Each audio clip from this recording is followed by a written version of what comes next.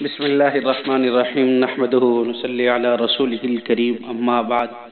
احباب گرامی، ہمارے یہ عام فہم فلقیات کورس کا آج 5واں سبق ہے. آج ہم اختلاف مطالع پڑھیں گے. دیکھیں، اختلاف مطالع یعنی اس کی تعریف دیکھیں گے، پھر اختلاف مطالع معتبر ہونے اور نہ ہونے کا مطلب کیا ہے. زمین چونکہ گیند کی طرح تقریباً گول ہے، اس لیے ممکن ہے کہ چاند کی روشنی بیک وقت زمین کو منور نہ کر سکے. اس لیے یہ ممکن نہیں ہے کہ ایک وقت میں چاند کی روشنی زمین کو مکمل منور کر سکے، بلکہ زمین کا جو ٹکڑا چاند کے سامنے ہوگا وہ پہلے روشن ہوگا اور دوسرا بعد میں. اسی کو چاند کے مطالع کا اختلاف کہتے ہیں. لہذا یہ حقیقت ہے کہ چاند کے مطالع میں اختلاف ایک فطری اور طبعی چیز ہے. باقی کیا اختلاف مطالع معتبر ہونے اور نہ ہونے کا کیا مطلب ہے؟ دیکھیں، اس کا مطلب یہ ہے کہ اختلاف مطالع معتبر ہونے اور نہ ہونے کا ایک مطلب یہ ہے کہ ایک جگہ کی رویت دوسری جگہ میں معتبر ہوگی یا نہیں ہوگی. اب ہم آگے دوسرا باب شروع کریں گے. دوسرا باب جو ہے اس فلقیات کے تعارف کے بارے میں ہے. دیکھیں، علم فلقیات کی تعریف. سب سے پہلے علم فلقیات وہ علم ہے جس میں اجرام سماویہ جیسے زمین، چاند وغیرہ کی ساخت سے بحث کی جائے. اجرام سماویہ جو آسمان وغیرہ کی طرف ہوتے ہیں، ان سے بحث کرنے کو علم فلقیات کہتے ہیں. آگے ہے علم فلقیات کا موضوع. علم فلقیات کا موضوع اجرام سماویہ ہے. اور علم فلقیات کی غرض و غایت کیا ہے؟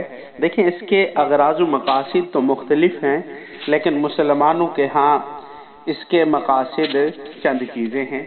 پہلے نمبر پر تو معرفت الہی ہے، اور معرفت الہی کے ساتھ ساتھ تخریج اوقات صلات، اور دوسرے نمبر پر رویت حلال کی معرفت ہے، اور تیسرے نمبر پر سمت قبلہ ہے. یہ چند چیزیں ہیں جو مسلمانوں کے ہاں علم فلقیات کی غرض و غایت ہے. آگے اجرام سماویہ کی کتنی قسمیں ہیں؟ دیکھیں، اجرام سماویہ کی کل 6 قسمیں ہیں. نمبر 1 ستارہ، نمبر 2 سیارہ، نمبر 3 دمدار ستارہ، نمبر 4 چاند، نمبر 5 شہاب ثاقب، اور نمبر 6 کہکشاں. ہر ایک کو مختصراً ذرا سمجھیے. دیکھیں، ستارہ کسے کہتے ہیں؟ ستارہ وہ ہے کہ جس کی روشنی اپنی ذاتی ہو، عطائی نہ ہو. اور سیارہ وہ ہے کہ جس کی روشنی ذاتی نہ ہو، جیسے مریخ اور زحل وغیرہ ہیں. اور چاند کسے کہتے ہیں؟ چاند کسی سیارے کے گرد گھومنے والا جرم، یہ چاند کہلاتا ہے. دمدار ستارہ لمبائی میں بہت پھیلا ہوا ہوتا ہے. اس کا ایک مرکز اور ایک سرہ اور ایک دم ہوتا ہے. یہ ان 3 چیزوں پر دمدار ستارہ مشتمل ہوتا ہے. اس کے بعد شہاب ثاقب ہے. شہاب ثاقب کسے کہتے ہیں؟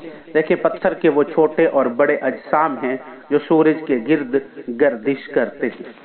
اور پھر اس کے ساتھ 6 نمبر پر ہے کہکشاں. کہکشاں کسے کہتے ہیں؟ دیکھیں، ستاروں کا وہ لامحدود مجموعہ جو ایک خاص نظام کے مطابق حرکت کرتا ہے، وہ کہکشاں کہلاتا ہے.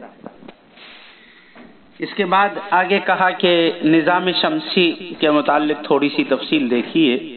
یہ ہماری زمین جس نظام کے تابع ہے وہ نظام شمسی کہلاتا ہے. نظام شمسی ایک سورج، 9 سیارے، 40 سے زیادہ چاند اور بے شمار شہاب ثاقب اور سینکڑوں ستاروں پر مشتمل ہے. یہ نظام ہماری کائنات کا سب سے چھوٹا حصہ ہے. اس طرح کے اور نظام بھی کائنات میں حرکت کرتے ہیں. سورج کو مرکزی حیثیت حاصل تھی، اس لیے اسے نظام شمسی کہا گیا. اب تک تحقیق کرنے سے معلوم ہوا ہے کہ سورج کے گرد 9 سیارے چکر لگا رہے ہیں. نمبر 1 عطارد، زہرہ، زمین، مریخ، مشتری، زحل، یورینس، نیپچون اور پلوٹو. نظام شمسی سورج اس کا مرکز ہے. اگرچہ دیکھنے میں ٹھوس کرہ کہلاتا ہے، لیکن حقیقت میں مختلف گیسوں کا یہ مجموعہ ہے۔ یہ سورج ہماری زمین سے 9,29,56,200 میل کے فاصلے پر ہے، اور اس حساب سے زمین کا وزن سورج کے وزن سے 3 لاکھ گنا زیادہ ہے، اور سورج کا حجم زمین کے حجم سے 13 لاکھ گنا زیادہ ہے، اور سورج کی کشش ثقل زمین کی کشش ثقل سے 28 گنا زیادہ ہے۔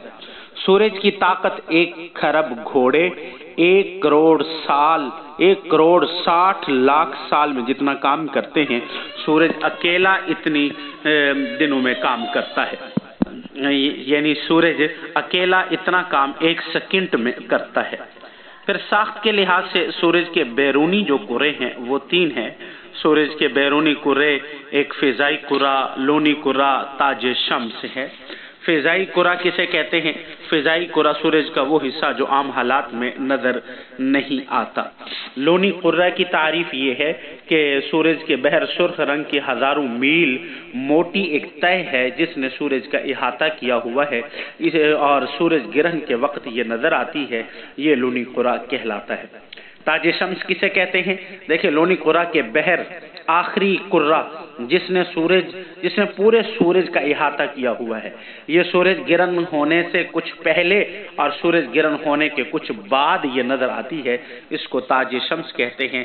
یہ مختصراً ہم نے نظام شمسی کا تعارف پڑھا ہے، اور پھر سورج کے متعلق تھوڑی بہت معلومات لی ہیں، پھر اس کے بعد یہ ہم نے 9 سیارے جو سورج کے ارد گرد گھومنے والے ہیں، انشاءاللہ آئندہ اسباق میں ان کو تفصیل سے بیان کریں گے۔ وآخر دعوانا الحمدللہ رب العالمین۔